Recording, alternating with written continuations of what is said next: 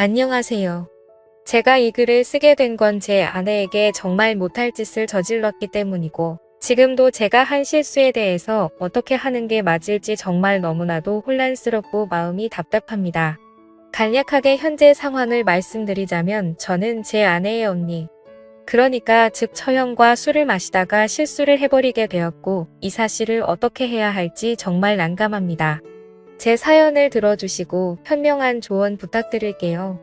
우선 저는 30대 초반에 4년간 사귄 여자친구와 결혼했습니다.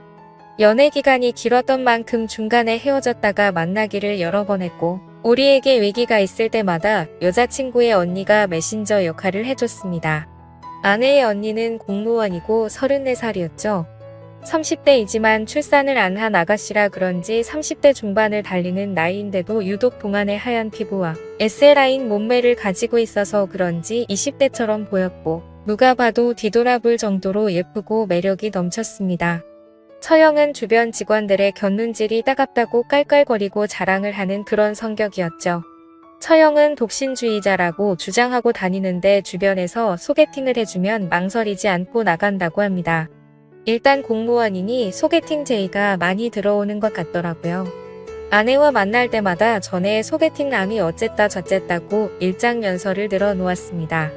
제 아내는 큰 키에 마른 몸이고 처형은 큰 키에 S라인이니 자매가 키는 닮았어도 몸매는 완전 상반되었던 거죠.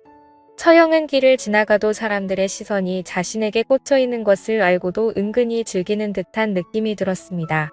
저 스스로도 그러지 않으려고 많이 애를 써봤지만 직업도 좋고 몸매도 훌륭하며 성격도 밝은 처형을 아내와 만날 때부터 몰래 좋아하게 되었던 거죠. 사람 마음이라는 게 마음대로 되지가 않잖습니까? 그래서 아내랑 사귈 때 한 번은 셋이서 술을 마셨던 적이 있습니다. 술을 마시던 중 아내가 화장실에 갔을 때나 처형에게 말했었죠. 나 사실 누나도 좋고 현숙이도 좋아 라고 말해봤는데 처형은 정신 차려 이놈아라고 꿀밤을 때려서 그 자리에서 마음을 접어야 했습니다. 하긴 내가 자매를 두고 양다리를 걸치면 안 되는 걸 알았기에 당연히 아내에게 집중하고 결혼까지 골인을 하게 되었던 거죠. 결혼을 하고 나서 우리는 처형이 사는 아파트에 신혼집을 마련했고, 내가 야근을 하게 되는 날에는 처형 집으로 퇴근을 해서 자매끼리 즐거운 시간을 보냈습니다. 그러면 저는 처형 집에 가서 아내를 데리고 나오고는 했죠. 처형의 목소리는 언제나 유쾌하고 밝았습니다. 일하는 구청에서도 친절하기로 소문이 자자하다고 들었어요. 하루는 아내를 데리러 처형 집에 갔는데 처형은 깜빡 잊은 것인지 몰라도 집에서 혼자서만 있을 때 입는 그런 수준의 민망한 원피스를 입고 있었습니다. 제가 민망해서 시선을 피하자 처형은 현숙이 방금 집에 갔어 라고 말했고, 저도 모르게 심장이 두근거렸고 민망한 이 순간을 어떻게 넘겨야 할지 고민하고 있었습니다. 그런데 처형이 갑자기 우리 집에 온 김에 차나 한 잔 마시고 가라고 하더라고요. 저는 반가운 마음에 처형 그럼 나는 아이스 커피 타줘 라고 했고, 처형의 뒷모습을 봤는데 정말 이러면 안 되지 하는 마음에 환장하겠더라고요. 저는 애써 눈을 딴 데로 돌렸고 시원한 아이스 커피로 진정하려고 했습니다.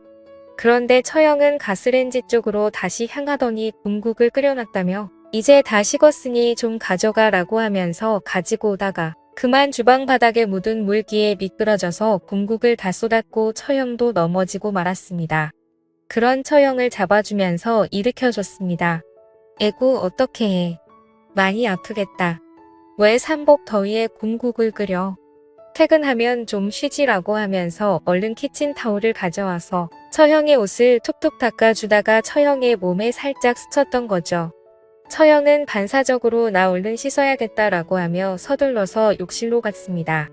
그러면서 문을 살짝 열고서는 잘 가. 나는 나 안 나간다 라고 하더라고요. 그래서 저는 난리가 난 주방을 수습하고 냄비도 닦아 놓았습니다.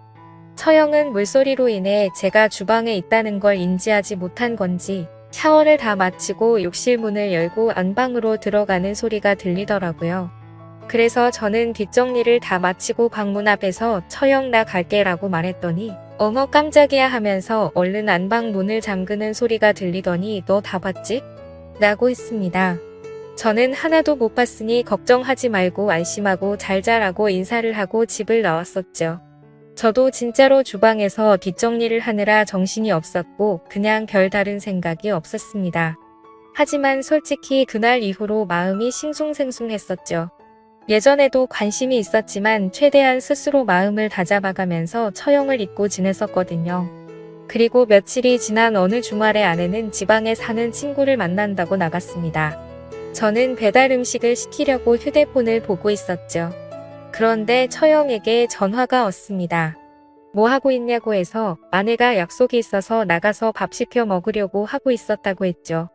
그러자 안 그래도 현숙이가 너 밥 안 먹었으면 챙겨달라고 부탁했다며 오랜만에 우리 낮술이나 한잔 하자고 하면서 집 밖으로 나오라고 했습니다.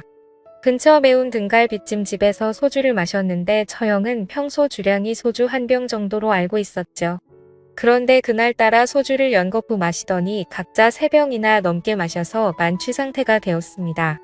그러자 형수는 술이 많이 취했는지 평소와 다르게 코맹맹이 소리를 내면서 애교를 부리는가 하며 말을 하다가 혀도 꼬이기 시작하더라고요. 뭐가 그렇게 좋은지 실시롭더니 그만 테이블에 엎드리고 말았습니다. 그래서 저도 엄청 취한 나머지 더 마시다가는 큰일 나겠다 싶어서 술에 취한 처형을 부축하고 집으로 향하게 되었죠. 저는 처형이 사는 아파트의 현관 비밀번호를 알고 있었습니다. 왜냐하면 장인어른이 처형이 혼자 살고 있으니 비밀번호는 알고 있으라고 그래야 급한 일이 있을 때 처리할 수 있다고 하셨기 때문도 있었고 저와 아내 그리고 처형 셋이서 한 가족처럼 친하게 지내고 있었기 때문에 그게 별 대수롭지 않다고 생각을 했었었죠. 그래서 능숙하게 현관문을 열고 들어가서 처형을 침대에 눕혔습니다. 처형은 술에 만취해서 깊은 잠을 자더라고요. 그런데 갑자기 술이 확 깨는 기분이 들었습니다.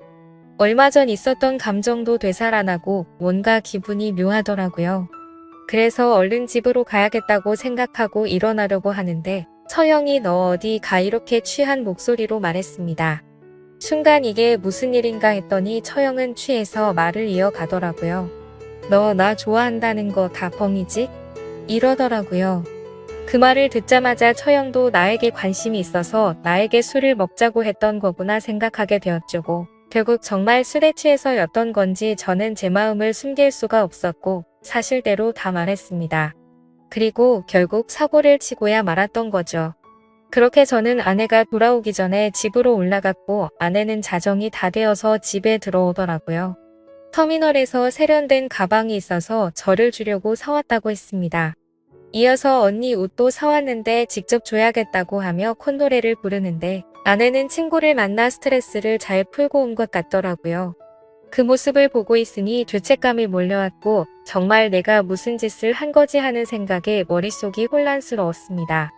정말 아무 일도 없었다는 듯이 보내려고 했지만 그게 안 되더라고요. 처형은 그날 이후로부터 뭔가 연인이 된 것처럼 저를 대하는데 저는 대답을 하면서도 뭔가 거짓 연기를 하는 것처럼 느껴졌습니다. 솔직히 말해서 앞서서도 말했듯이 저는 아내도 좋고 처형도 좋은 게 제 마음이거든요. 그런데 이걸 아내가 알게 되면 어떤 일이 벌어질까 그게 걱정이 되는 게 가장 큰 고민입니다. 신기한 게 처형은 셋이 같이 있어도 아무렇지 않은 척 하는데 진짜 연기자가 아닌가 싶을 정도였죠. 그러면서도 뒤에서는 저와는 다른 연인들처럼 아무렇지 않게 지내고 있습니다. 행복하긴 한데 너무 두렵다고나 할까요?